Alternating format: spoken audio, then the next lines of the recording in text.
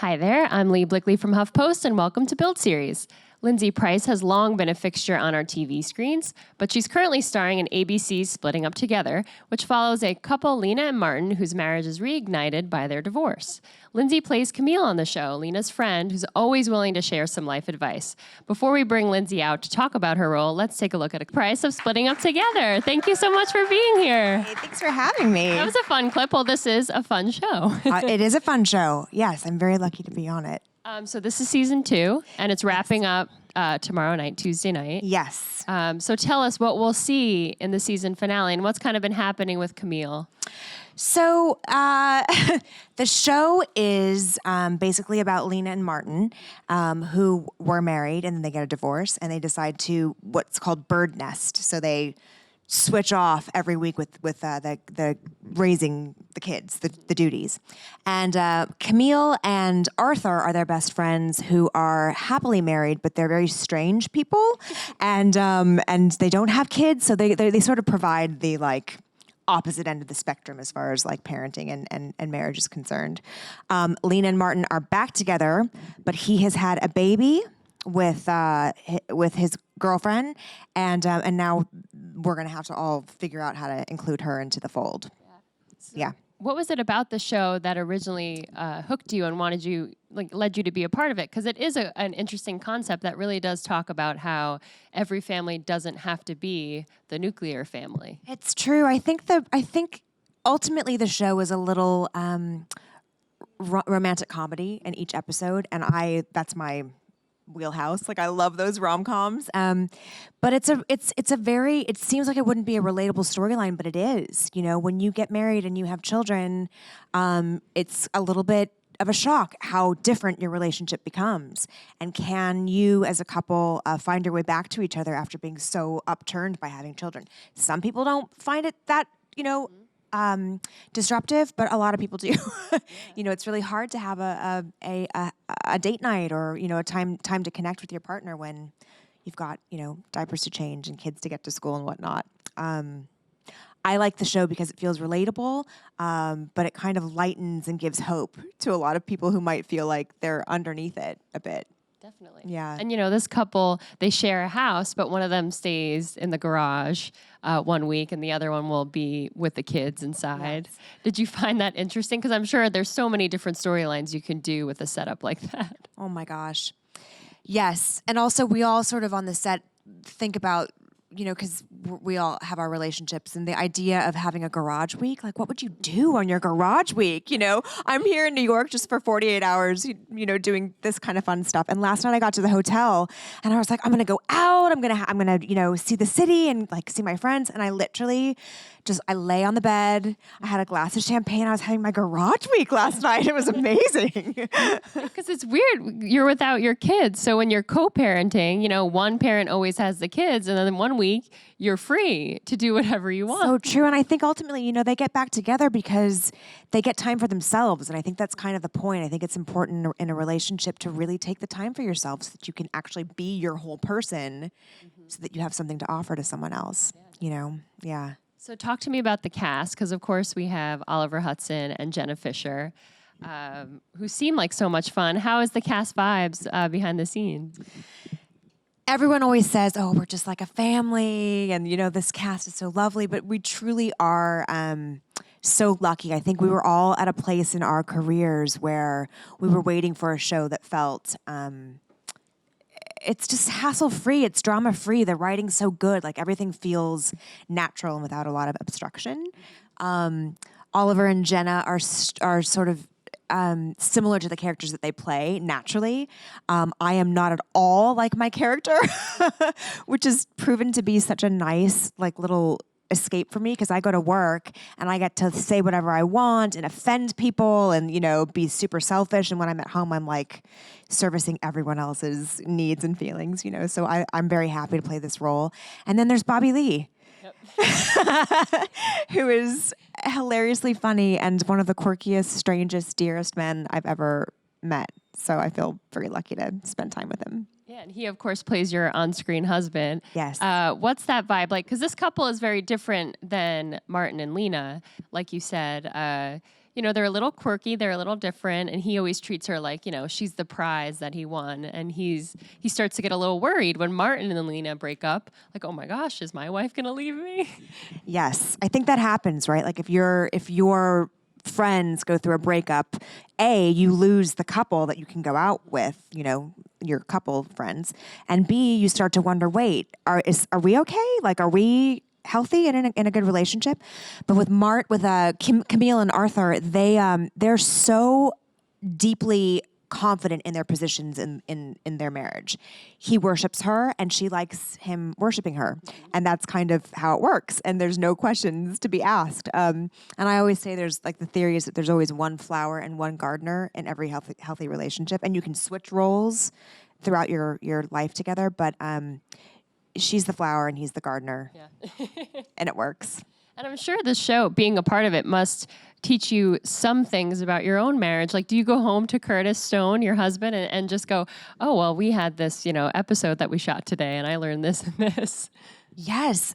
That what you're talking about is exactly what we all of the cast, we all have those feelings when we watch the show. Like it brings up topics to we talk about it, like, are you happy and is it okay and do we have enough time for each other and what would happen if we weren't together? And it's provocative subject matter but done in sort of a light way, and it's kind of like therapy because after the episode we'll sit and talk about it a little bit, honestly, and it's good to talk about it. Oh, it is, because even when I watch it, or I know my mom watches it as well, we've had talks about, like, did you see that episode and what it brought up for you, and her being married for over 30 years and me just being married for 3 years. It really does kind of resonate for all couples. Do you find that? Absolutely. I think that's why the show is so relatable and entertaining. I think it's very easy to imagine yourself thinking, what if I wasn't in this relationship anymore? Like, this is hard. And what if I was on my own? And how would we raise the kids? And, the truth is the grass isn't always greener on the other side. I think the important thing is to never lose sight of why you fell in love with somebody in the first place, yeah. And you've mentioned that, you've done the TV thing for a while. Talk about that, how it feels when a show like this keeps going and gets a green light and gets another season. It must be special, especially in the time we're in now where there's just so much content and you never know what's going to stick with audiences. It's so true. You're right. I have been around forever.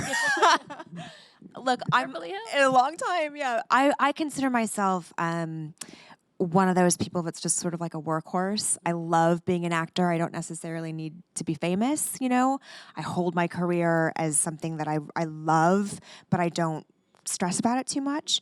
But I have to say, I've had a lot of shows that have like been publicized and on the air, and then they get canceled, and you start to think, is it your fault? And the truth is, you never know why something is successful. I think the theme of this show proves to be, why people love to watch it, because it is relatable.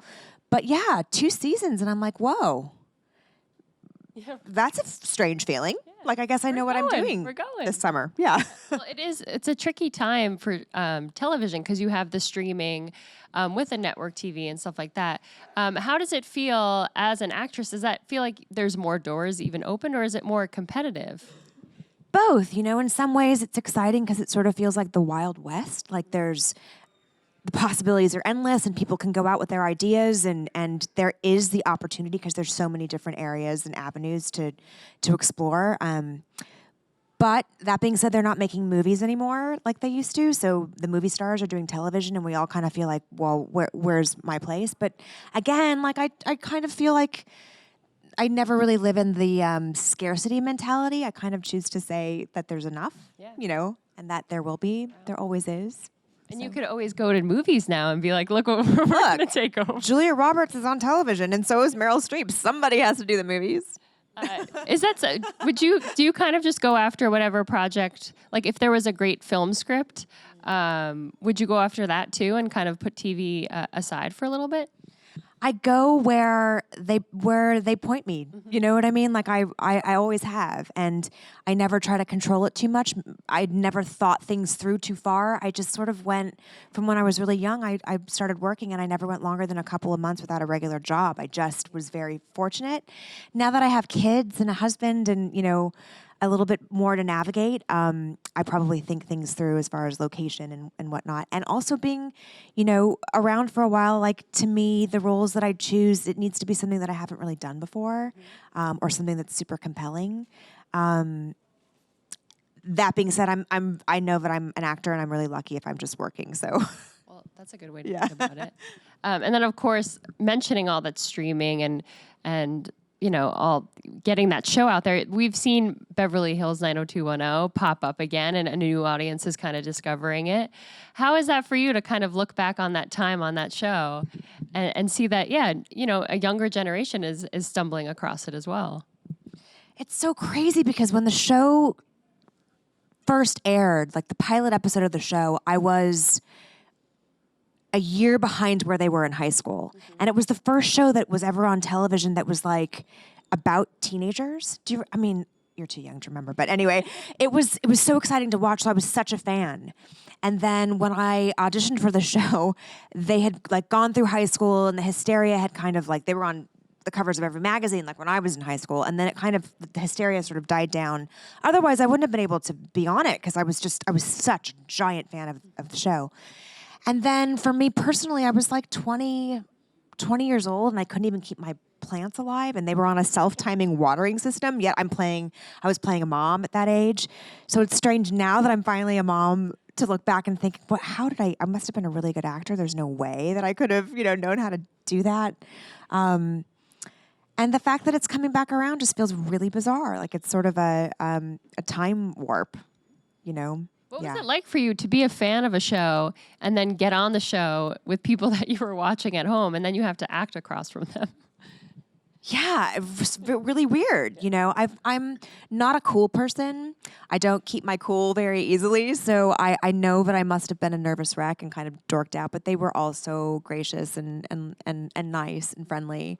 I did have a lot of confidence when it came to my like chops. So all I did was like slide into my, I'm a professional actor. Like keep my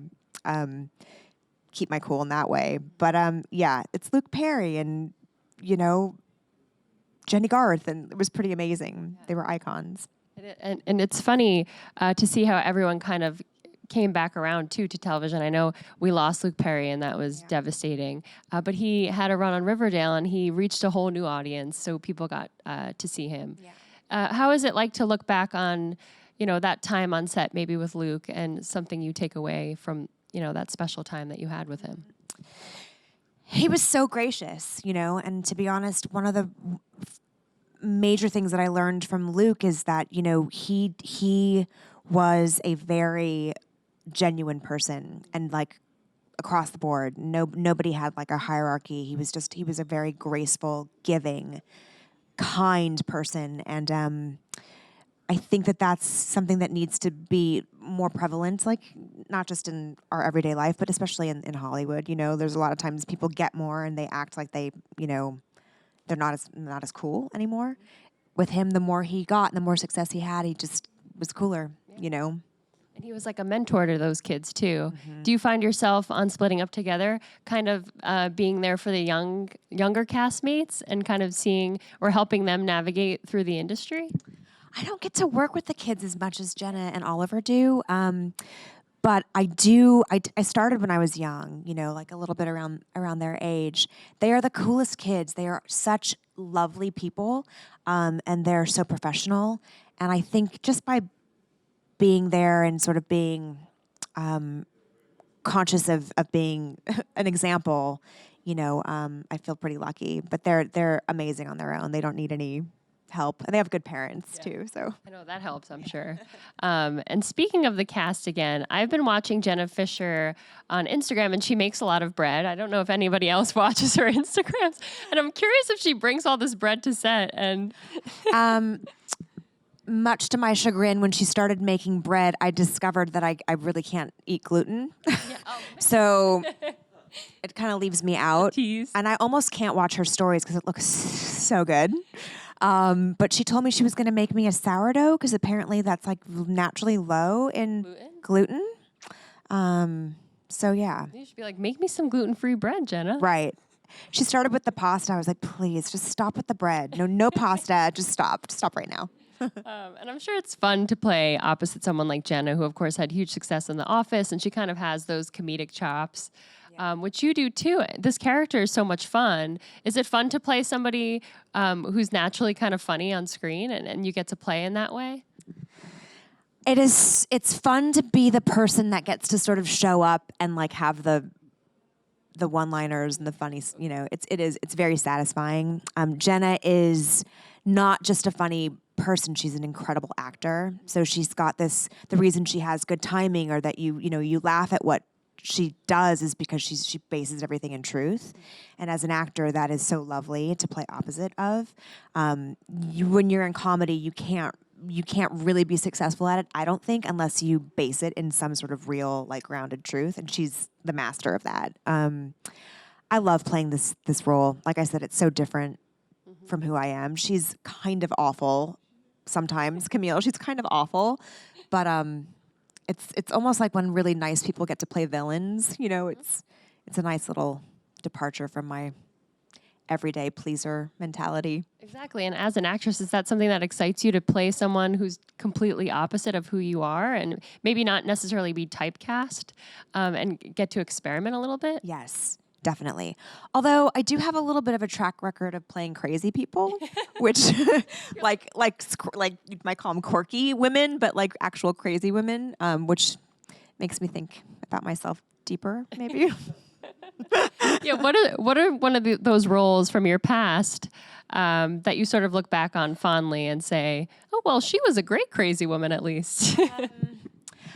I was not crazy per se on Lipstick Jungle, this show that I did with Brooke Shields, but I played a fashion designer, and she was super like emotional and kind of wore her heart on her sleeve. That was very fun.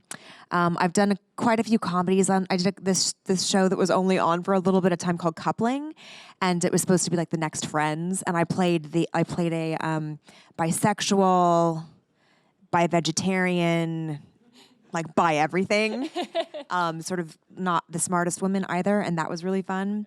I play a lot of like jealous, crazy girlfriends as well from time to time. That's I find myself there. And you were on All My Children, right? Yes. And how is that? What's the soap opera world like versus maybe the sitcom world? Because I'm always so curious, because that, they've been on for years and years and years, and you have to keep the storyline going.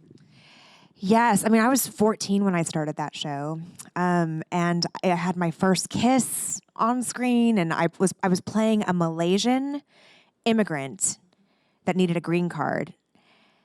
And I'm 14, and I'm like scheming to get this guy to marry me, and I had no idea what I was doing, but I was learning 30 pages a day of dialogue, and getting to play a full-blown, character, like a really, really, meaty role.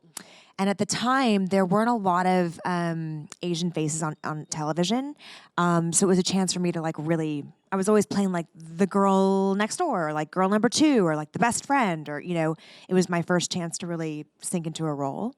So it was incredible for me. I learned a lot there, and also at that time I moved from Southern California to New York City, and I was walking down the streets, and there was all different cultures and sounds and people, and I got a real landscape of what life would be as well, just by being here in New York shooting that show. Yeah. And you mentioned representation, and what we're seeing now, I mean, we had Crazy Rich Asians and Fresh Off the Boat. Does that excite you now to see that there's more roles opening up? You don't just have to play the best friend anymore. You could be the lead. Yeah, I mean, I have to say it has been sort of a exciting and also semi-emotional year. To be honest, as I was coming up in my career, I never thought about my ethnicity. I'm half. My mom's Korean and my dad's a California white guy. And all I knew was that I had to be 10 times as good as other people that were in the room, because my chances were probably less. Nowadays, we're more mindful of casting diversely, and that's so exciting. But as far as like Asian actors and artists specifically are concerned, I feel like we've somehow been sort of told that we're not the central focus of a story. We are ancillary characters. It feels somehow like we're sort of the last of the groups to like have a real presence. And this year it felt like that, which is very exciting. Also, like, about time, to be honest. It's ridiculous. Yeah. And like, Sandra Oh, who won the Emmy, was that an inspiring moment for you to see someone who who's in this industry find a role on a show that she deserves, and it wasn't based on her ethnicity. It was just based on her talent. And that's what it should be. I mean, honestly, today we should just cast the best person for the job, and she's so wildly talented. Like even on Grey's, her work was amazing. And yeah, it's wonderful. Like it's a very exciting thing to see, and she's more than deserving of it. Absolutely. I do want to open it up to some audience questions. We have 2. Who's first? Here we go. Hi, Lindsay. Your show is so funny, and the cast is so great, and it seems like such a fun time. And I was just wondering if there were any moments on set that were really, really memorable for you. There are so many working with Bobby Lee. I can't even begin to tell you. But I will tell you about a Jenna Fischer story. Actually, we shot a scene where my character, we took in our nephew, and he turns out to be like this amazing musician. And she and I had to turn on his rap song that was called Old Bitch. Can I say that? Yeah. And the lyrics were like about getting a spray tan and driving in your minivan. And we were listening to the song and we were like, oh my gosh, this is about us. And also the beat's really good. And we had to dance and we got the giggles. It was one of those, it was funny until it was totally unprofessional. And then we had to pull it together. But that kind of stands out. Old Bitch, look it up. It's really awful and wonderful. You performed on the show too. Is it Feelings or something for Bobby Lee? I did. You know a lot about the show. I did. Yes. I was so nervous. I had to serenade Bobby's character. We break up and Camille wants to get him back. And she serenades him. LMI, I think her name is. The song's called Booed Up. And I think it's because I personally have this crazy obsession with Beyonce. And I think the producers and the writers, they probably tried to get a Beyonce song. And, they were like, let's get Lindsay to do her thing. But it was the most nerve-wracking thing ever. Like I used to be in a band, and I was a singer, and that was a whole other lifetime ago. But marrying that world to this world was really nauseating. Yeah. You did great. Thanks. Okay, who's next? It's our last question. Hi, we have an online question. So were there any particular storylines that you really liked this season? Did you have a favorite storyline? I really liked the storyline that I just mentioned about our nephew coming to stay with us. It was the first time that we got to see Arthur and Camille be vulnerable, really, because he started to become like his father. Because I don't know if they made the choice not to have children, or they can't have children, or what happened, but they don't have children. So we had a chance to see what it would be like if they, had a little bit more of Martin and Lena's circumstances. And Camille had this weird, she was feeling feelings and fear, and she was overwhelmed with how awful it was to care about somebody, and that was particularly fun, that episode. Yeah. Especially too, I'm sure as a mom, and you're playing someone who doesn't have children, that must be a fun little. Yeah, it was a nice little wrinkle in time. It was like a Twilight Zone thing. It was fun. Yeah. Well, thank you so much for being here, and make sure to check out the season 2 finale, which airs tomorrow night on ABC. Thank you, Lindsay. Thank you.